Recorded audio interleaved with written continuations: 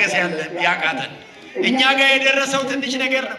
እኛም ደካሞች መሆናችንን አውቆ እግዚአብሔር ፈተናውን እኛ ጋር ሲያደርሰው እንደውም ቀንሶታል። አሁን ፈተና በዛ ተብሎ ብዙ ይባላል። ምንድን ነው ያገኘን?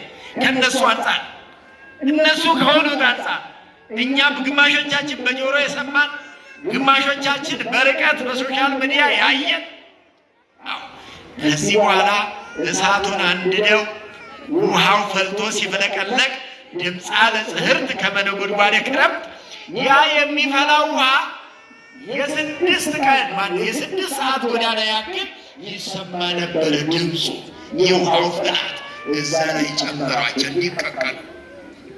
እዛ ቦታ ሆናችሁ ተመልከቱት ይህን ነገር ምን ሊሆን እንደሚችል።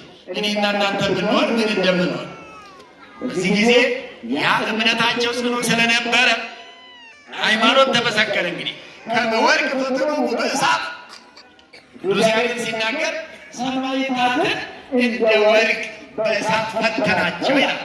እናንተ ወርቅ ቤት ሄዳችሁ ወርቁ ግብዝ ይሁን ጽኑ ይሁን እውነት ወርቅ ይሁን መዳብ ይሁን የሚለየው እሳት ነው አይደለ? እነሱ እውነተኛ ክርስቲያኖች መሆናቸውን በእሳት ሲያስመሰክሩ ቅዱስ ገብርኤል የእምነታቸው ጽናታቸውን ተመልክቶ ከሰማይ ወርዶ ያንን ጋኑን